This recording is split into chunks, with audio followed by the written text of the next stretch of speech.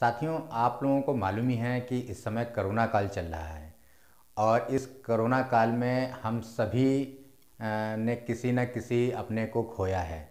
और अपने या हमारे परिवार में हैं या हमारे इष्ट मित्र यार हैं, किसी न किसी सब ने अपने को खोया है इस कोरोना काल में। लेकिन जो हमको छोड़ के चले गए हैं, तो भगवान से मेरी एक यही प्रार्थना है कि वो जहाँ भी रहें खुश रहें। सभी जो इस कोरोना काल में हम सभी को छोड़ के गए हैं, वो जहाँ भी रहें वो खुश रहें। जीवन और मरण किसके हाथ में है? ना मेरे हाथ में है, ना आपके हाथ में है। यह एक ऐसा कड़वा सत्य है जिसमें हम सभी को गुजरना है और कोई भी चाहकर भी इससे अलग नहीं रह सकता, क्योंकि हम लोगों को एक ना एक दिन जाना ही है, इस दुनिया से विदा होना ही है। लेकिन हम सभी के जीते जी जो हम लोग अपने डॉक्यूमेंट्स तैयार करते हैं, जैसे कि पैन कार्ड है, आधार कार्ड है, पासपोर्ट है, वोटर आईडी कार्ड है, तो हमारे जाने के बाद उन वोटर आईडी कार्ड या उन डॉक्यूमेंट्स का क्या होता है, तो उसी के बारे में आज हमारा ये वीडियो है। और आप सभी लोग हमारे इस वीडियो को अंत तक देखिए, क्योंकि ये एक ऐसी जानकारी है जो हम सभी को पता होना बहुत ज़रूरी है कि हम लोगों के जाने के बाद में हमारे जो डॉक्यूमेंट्स हैं उसका कोई मिसयूज़ ना करे। उसको हम कैसे हमारे जो परिवार है उसको कैसे उन डॉक्यूमेंट्स को संभाल के रखे और कैसे उसको बंद करे, आज हम सब आपको इस वीडियो में जानकारी देंगे। तो हमारे इस वीडियो में एंड तक बने रहिए, क्योंकि एंड तक आपको इसके बारे में जानकारी मिलेगी।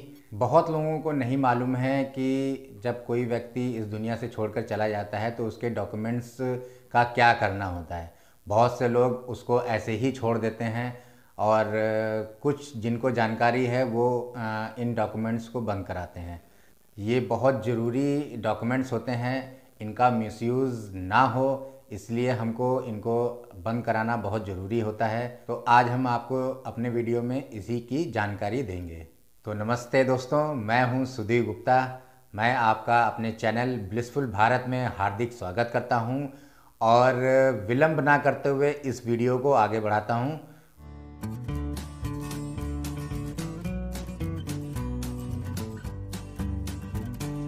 तो पहले बात करते हैं हम पासपोर्ट की। पासपोर्ट एक्ट के तहत जब कोई भी पासपोर्ट एक बार बन जाता है, तो जब उस धारक की मृत्यु हो जाती है तब भी उसको रद्द नहीं कर सकते हैं हम लोग, क्योंकि पासपोर्ट में एक समय सीमा होती है, एक लिमिटेशन होती है, एक पीरियड होता है। वो उस पीरियड तक पासपोर्ट लाइव रहता है और जब वो पीरियड ख़त्म हो जाता है तो वो पासपोर्ट अपने आप ही अमान्य हो जाता है।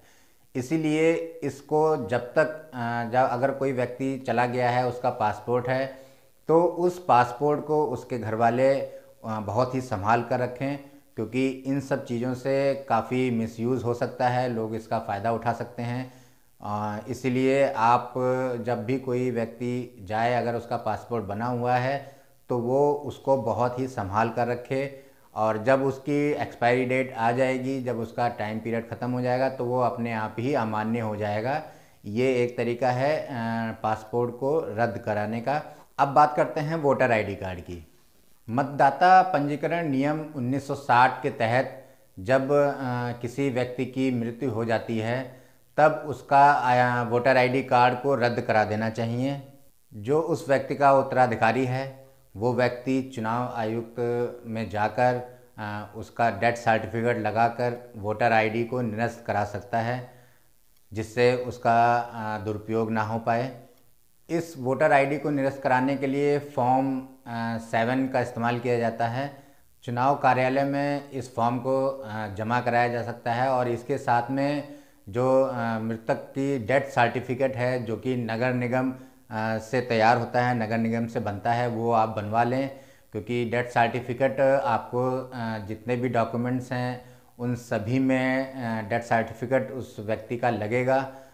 जो हम उसकी जो डॉक्यूमेंट्स है उसको बंद कराएंगे, उन सभी में डेथ सर्टिफिकेट का यूज़ होता है। बिना उसके जो है वो आपका आप जो भी चीज़ें हैं वो रद्द नहीं होंगी। तो सबसे पहले तो जो व्यक्ति की डेथ हुई है उसका डेथ सर्टिफिकेट जो है वो नगर निगम से जाकर आप उसको बनवा लें, या जो लोग गांव में रहते हैं वो अपने ग्राम प्रधान से उनके लेटर हेड पे जो है वो डेथ सर्टिफिकेट बनता है, वहाँ से भी आप ये डेथ सर्टिफिकेट बनवा सकते हैं। डेथ सर्टिफिकेट और फॉर्म 7 भरकर जो है आप चुनाव कार्यालय में इसको जमा कराकर वोटर आईडी कार्ड को अपना रद्द करा सकते हैं। अब बात करते हैं ड्राइविंग लाइसेंस की।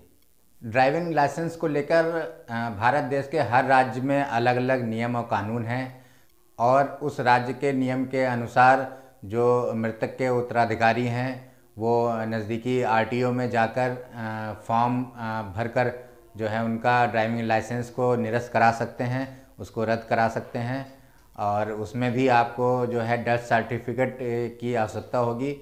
तो हमारे वीडियो में नेक्स्ट है पैन कार्ड। देखिए, पैन कार्ड एक बहुत ही ज़रूरी डॉक्यूमेंट्स है।